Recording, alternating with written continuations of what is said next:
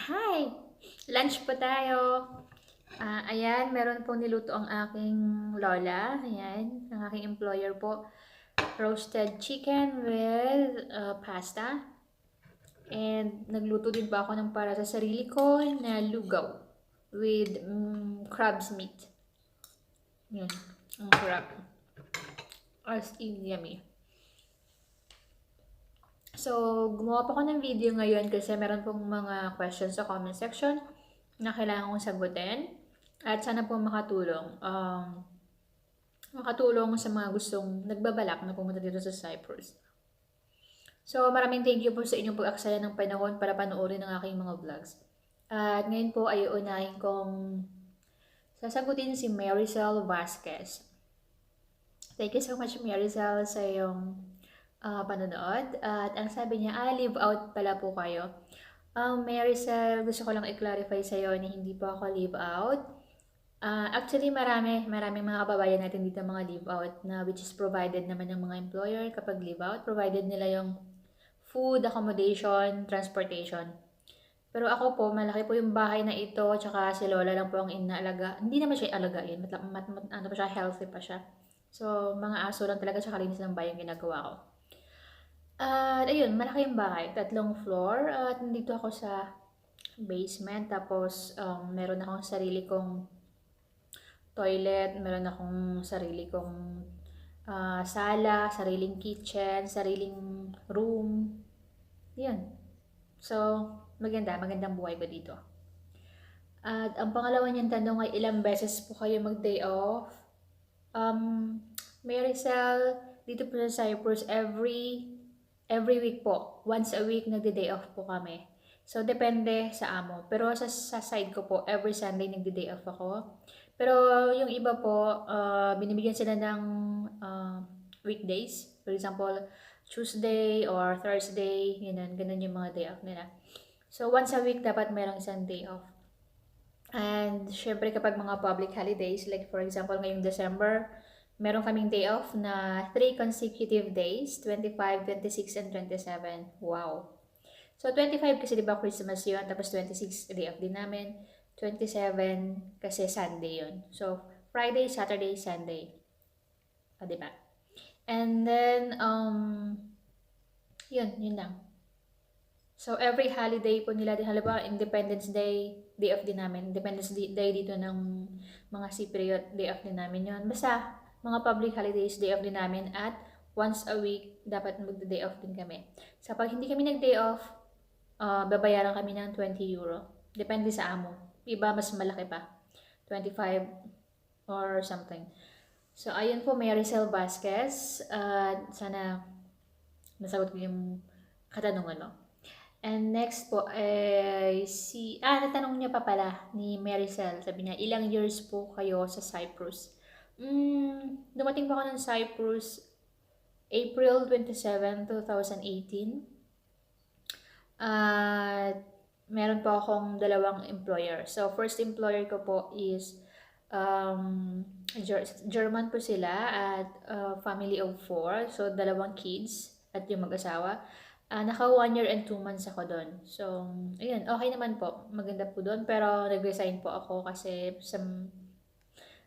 sa personal reason ko na rin. At, ayun, nag-switch, ano ba? Nag-change ako ng amo. At ngayon po, nandito ako sa isang lola lang. So, si Priot po siya. At 1 year and 4 months na po ako dito. So, total po ng stay ko sa Cyprus is 3 years. More than 3 years na ako. And, ayun.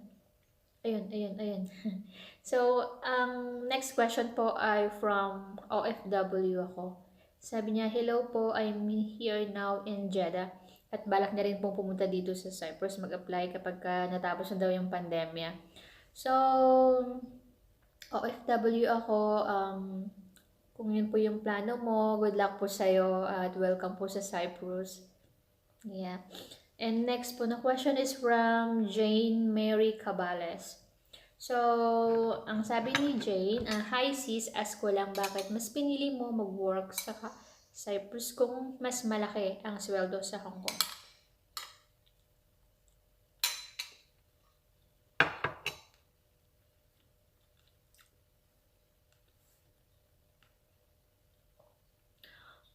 Jane, thank you so much sa tanong mo. Meron po kasing mga reason kung bakit ako lumipat dito. So, unang reason, umuwi pa ako ng Pilipinas kasi nagpa-opera po ako ng aking ovarian cyst. Kasi nagkasakit po ako. So, 5 years po ako ng Hong Kong. 4 years ako sa first employer. And then, nag-change po ako ng French-Chinese couple with 1 baby, 1-year-old. And 1 year po ako sa kanila. So, na 5 years po ako doon. So, umuwi po ako. Nag-decide po ako umuwi ng Pilipinas kasi po hindi ko na kaya magtrabaho dahil masakit po yung aking right abdomen. So, nagpa-check up ako sa Hong Kong and napag-alaman na meron akong ovarian cyst. So, kailangan ko magpa-opera. Malaki na kasi. Parang ulo na ng baby. So, ayun. After 2 months na na-operahan ako, nag-apply ako ulit. Nag-re-apply ako for Hong Kong. Umaasa ako na makabalik pa ako doon. So, unfortunately,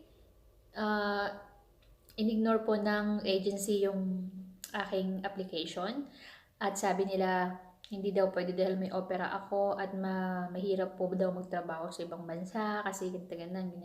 So, okay, pinull out ko yung aking mga documents at nag-apply pa ako sa kabilang agency.